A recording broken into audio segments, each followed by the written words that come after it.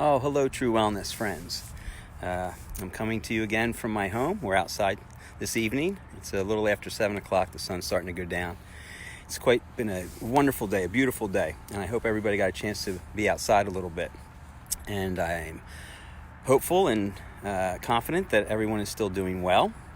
A couple of things I want to go over tonight. This is our Friday Wellness with Ian, so I want to give you a wellness tip today. I also want to talk a little bit about Google Earth. I don't know if anybody's had an opportunity to look at Google Earth or not. I think it's flying around the internet a little bit. But apparently, over the last 2.5 weeks, with having humanity slow down and stop a lot of activity, the Earth itself has cleaned up quite a bit. There's noticeable differences in the level of pollution all around the planet, disappearing. Somebody said to me today, there's dolphins showing up in the canals in Venice, and that hasn't happened for a very long time. Well, it's happening because the canals are actually cleaning up a little bit. So there's always going to be positive experiences no matter what we have to go through, right? And so one of the positive things that is happening right now is the planet is getting a break. It's getting a little bit of a break from humanity, and that's okay. We're all going to be okay. We're going to get back to normal to some degree in the next couple of weeks, the next month, whatever it takes. I know everybody's doing the right thing, so the right things happen. I just think it was interesting to find that literally within 15, 20 days, the planet starts to show a difference in regards to how much pollution is out there. I was very fortunate the way I grew up. I was always taught from a very early age by my father that the planet, the Earth, is a living organism. It's a living organism. It has respiration. It has circulation. The oceans, the air. It is a living organism. And it's a self-regulating living organism. And it's interesting to realize on some level, quite honestly, and I think this will help people do that, that really the biggest problem the planet has is with humanity.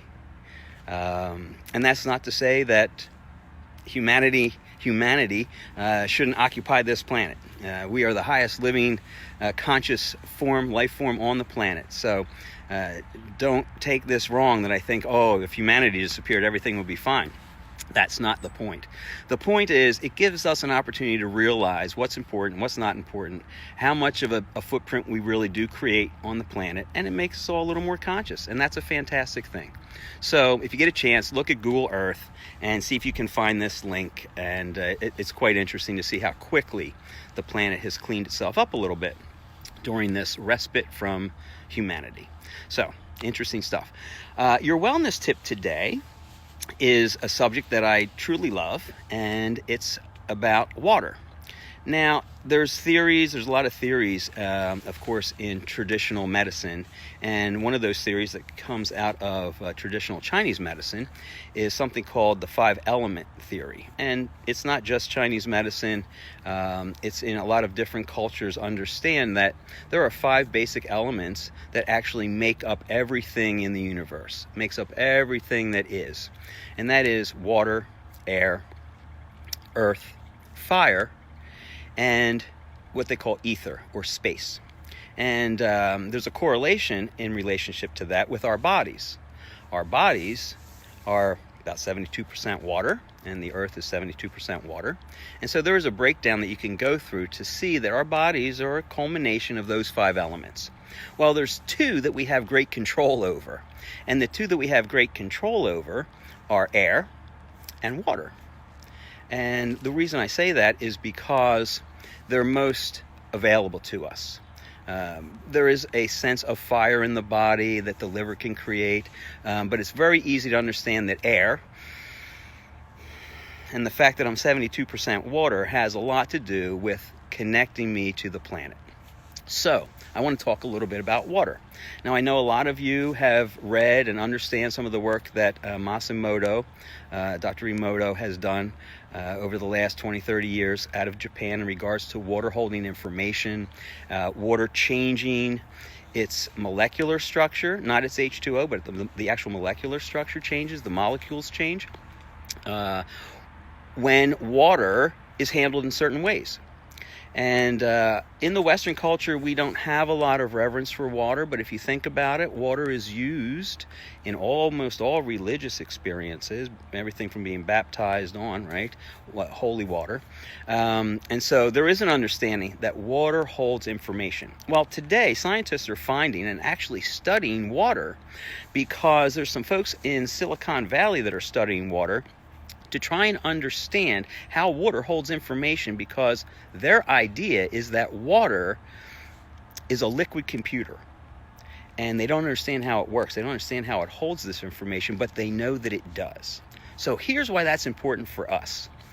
When we take a glass of water and we're going to drink that water, if you take a moment and just give gratitude, just gratitude to the water, thankful that it's there, thankful that it's a part of your body, thankful that it's going to become a part of your body very quickly, it actually changes it.